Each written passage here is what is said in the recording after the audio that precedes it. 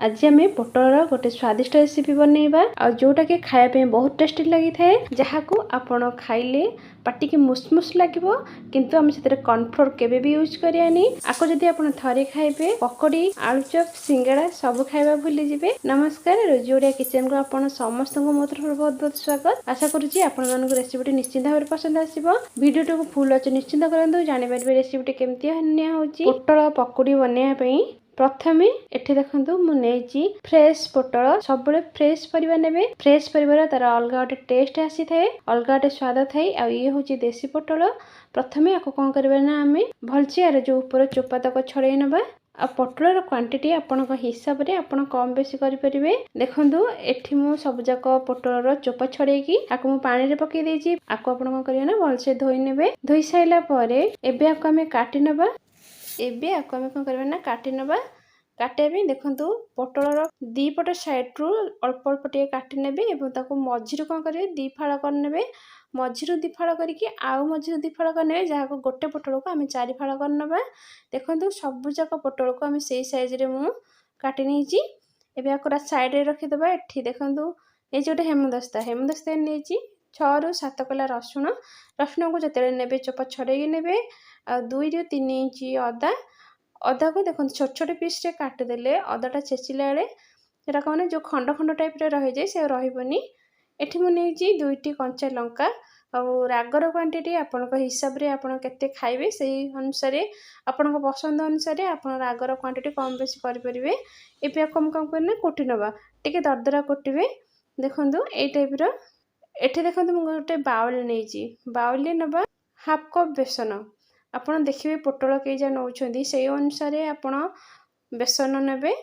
आ बेसन को देखिकी तार अधा नेबे चाउलर गुंड नॉर्मली समस्त घरे अवेलेबल थाए जदि भी नाही तेबे आपण आ बदल रे कॉर्नफ्लोर भी यूज करि परिबे।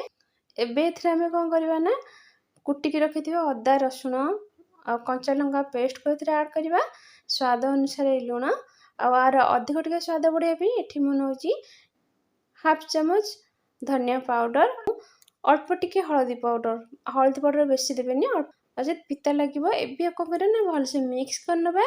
मिक्स करके जो जगह रे आपण माने मापिकिरी बेसन आ चाउल गुंड नेबे सेही जगह रे आपण मापिकिरी पानी नेबे। एठी मु देखंतु हाफ कप नेथिली एठी मु हाफ कप पानी नेची।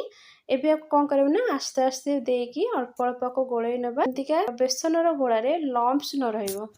आको आपण जेते बढ़िया से गोळेबे पकोड़ी सेते मुसमुस लागिबो आ खाइबा पय भी प्राक्टिक चिप्स लागिबो। आको हमें कोन करबे ना फेंटा साहाज रे फेंटी नबा। आपण कोन करबे मिनिमम 1 मिनिट रु 2 मिनिट फेंटा साहाज रे भलो के फेंटी देबे। आलू चॉप पे बैटरटा आपण जेमति बनौछंदी सेही टाइप रो ही बनेबे सेही कंसिस्टेंसी ही रहिबा दरकार। देखंतु ए टाइप रो एतिकी रहिले ही परफेक्ट हबो। पूरा पतला करिवेनी कि पूरा मोटा करिवेनी आ जते मोटा करिवे से जमा भी फुलिबनी पूरा हार्ड हे कि चिपकी रहिबो। एबे हमें गोळै देले एबे हमें एथिरे काटी के रखिथो पोटल को एथिरे ऐड करबा। पोटल को ऐड करिकि एठी देखंतु मु कड़ाई रे किछि तेल नेथिली चेक करनबा तेडा हमरो ताते चिना नहीं। देखंतु तेलटा हमरो ताती गलानी गैस को पूरा हाई फ्लेम रे रखिथिली।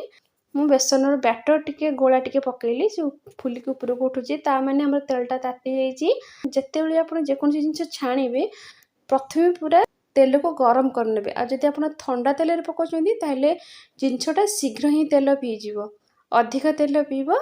तेडे गरम तेलटा गरम हैला परे ही आपण जे पकोड़ी छाणतु बरा छाणतु आलू चॉप छाणतु जहां भी छाणतु पूरा तेलटा तातिला परे ही को करिवे ना ता धरे पकेइले तेल कम टाणी थाए। एबे को कोन करिवे ना जते आपण पकेइ सरबे ता परे कोन करिवे पूरा लो करनेबे मीडियम टू लो रे रखिबे। मीडियम टू लो रे रखिके आको सिझिबा को देबे। पोटलटा भितरे सिझिया पे टिके टाइम नबो तेनु करी आको सिझिबा को देबे। देखंतु मीडियम टू लो रे हम रखिके आको सिझिबा को दबा ताको आपण लगातार एपट सेपट करिवे लाइट गोल्डन कलर हैला पर्यंत।